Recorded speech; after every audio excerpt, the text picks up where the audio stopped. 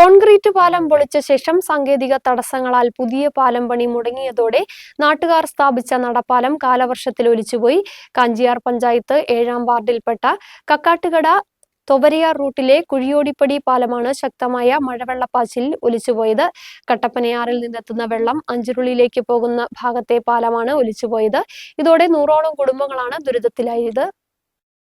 Concrete പാലം പൊളിച്ച ശേഷം സാങ്കേതിക തടസ്സങ്ങളാൽ പുതിയ പാലം പണിമുടങ്ങിയതോടെ നാട്ടുകാർ സ്ഥാപിച്ച നടപ്പാലം കാലവർഷത്തിൽ ഒലിച്ചുപോയി. കാഞ്ചിയാർ പഞ്ചായത്ത് 7-ാം വാർഡിൽപ്പെട്ട കക്കാട്ടുകട തൊവരയാർ റൂട്ടിലെ കുഴിയോടിപ്പടി പാലമാണ് ശക്തമായ മഴവെള്ളപ്പാച്ചിലിൽ ഒലിച്ചുപോയത്. കട്ടപ്പനയാറിൽ നിന്നെത്തുന്ന വെള്ളം അഞ്ചുരുളിയിലേക്ക് പോകുന്ന ഭാഗത്തെ പാലമാണ് ഒലിച്ചുപോയത്. ഇതോടെ 100ഓളം കുടുംബങ്ങളാണ് ദുരിതത്തിലായിരിക്കുന്നത്. മുമ്പ് ഇവിടെയുണ്ടായിരുന്ന പാലം 2.5 വർഷം മുമ്പാണ് പൊളിച്ചു നീക്കിയത്.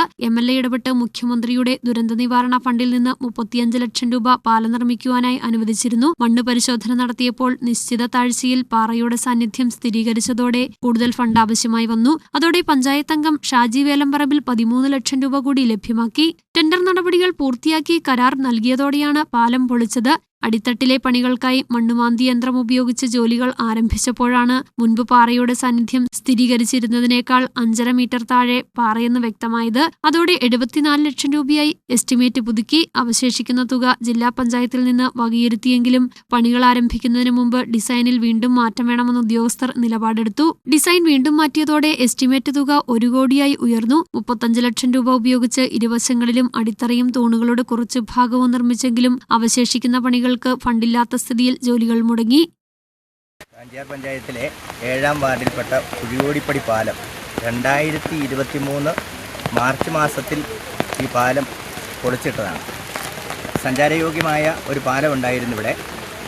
ആ പാലത്തിന് വീതി കുറവാണ് എന്നുള്ളതുകൊണ്ടാണ് ഒട്ടേറെ അപകടങ്ങളൊക്കെ ഉണ്ടാകുന്ന ഒരു സ്ഥിതി ഉണ്ടായിരുന്നു. അതുകൊണ്ടാണ് ഈ പാലം പൊളിച്ച് പുതിയ പാലം നിർമ്മിക്കുന്നതിന് വേണ്ടി MLAയുടെ ഓഫീസുമൊക്കെ ബന്ധപ്പെട്ട് മുഖ്യമന്ത്രിയുടെ ദുരന്ത നിവാരണ ഫണ്ടിൽ നിന്നും 35 ലക്ഷം രൂപ അനുവദിച്ചാണ് ഈ പാലത്തിൻ്റെ പണി ആരംഭിച്ചത്. അതുപോലെ തന്നെ താൽക്കാലികമായി നടന്നു പോകാൻ തക്ക ഒരു പാലം ഉണ്ടായിരുന്നത് ഇപ്പോൾ ഈ മഴക്കാലത്ത് 2 തവണ നിർമ്മിച്ചു. 2 തവണയും തകർന്ന് പോയ ഒരു സ്ഥിതിയും കൂടി.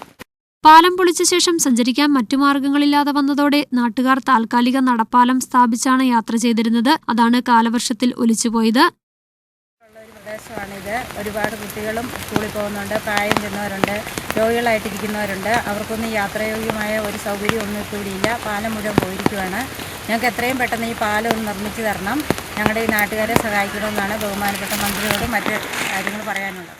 ഉടൻ തന്നെ ഒരു പുതിയ പാലം നിർമ്മിച്ചു തരാമെന്നുള്ള ബഹുമാനപ്പെട്ട മന്ത്രിയുടെ വാക്ക് കേട്ട് ഞങ്ങൾ നാട്ടുകാരെല്ലാം കൂടെ ഞങ്ങൾ ആശിച്ചു. ഞങ്ങൾക്ക് പുതിയൊരു പാലം വരുമല്ലോ, ഞങ്ങൾക്ക് സഞ്ചാരയോഗ്യമായിട്ട് കടന്നു പോകാമല്ലോ എന്നുള്ള ഒരു ധാരണയിൽ ആ ചെറിയ പാലം നീക്കം ചെയ്യുകയും ബഹുമാനപ്പെട്ട മെമ്പറുടെ നേതൃത്വത്തിൽ ഞങ്ങളെല്ലാവരും കൂടി ബാക്കി കാര്യങ്ങൾ ജില്ലാ പഞ്ചായത്തിൽ നിന്ന് ഫണ്ടിടിക്കുകയും ഇത്രയും പൈസ മുടക്കി ഏതാണ്ടോ പില്ലർ ഒരു പകുതി പോലും ആയിട്ടില്ല. അത്രയായി കഴിഞ്ഞപ്പോഴത്തേനും ഞങ്ങൾ ബഹുമാനപ്പെട്ട മന്ത്രിയുടെ ഒരിക്കൽ മെമ്പറുടെ സാന്നിധ്യത്തിൽ ഞങ്ങൾ ചെറുതോണിയിൽ ഒരു 10 തവണ പോവുകയും അത് കഴിഞ്ഞ് കട്ടപ്പൻ TV-യിൽ വന്ന് അദ്ദേഹത്തെ നേരിട്ട് കണ്ട് സംസാരിക്കുകയും ചെയ്തു കഴിഞ്ഞപ്പോഴത്തേനും അദ്ദേഹം പറഞ്ഞത് അത് എനിക്കൊന്ന് പഠിക്കണം, പഠിച്ചു കഴിഞ്ഞാലേ ചെയ്യാൻ പറ്റുള്ളൂ. ഇന്നുള്ള മുട്ടായുക്തികളാണ് പറഞ്ഞത്. നടപ്പാലവും തകർന്നതോടെ ഈ മേഖലയിലുള്ളവർ കിലോമീറ്ററുകൾ ചുറ്റി സഞ്ചരിക്കേണ്ട ഗതികേടിലാണ്. ഈ ദുരവസ്ഥയ്ക്കെതിരെ പ്രദേശവാസികളുടെ നേതൃത്വത്തിൽ 8-ാം തീയതി സായാഹ്ന ധർണ നടത്താനാണ് തീരുമാനം. News bureau, Kattappana.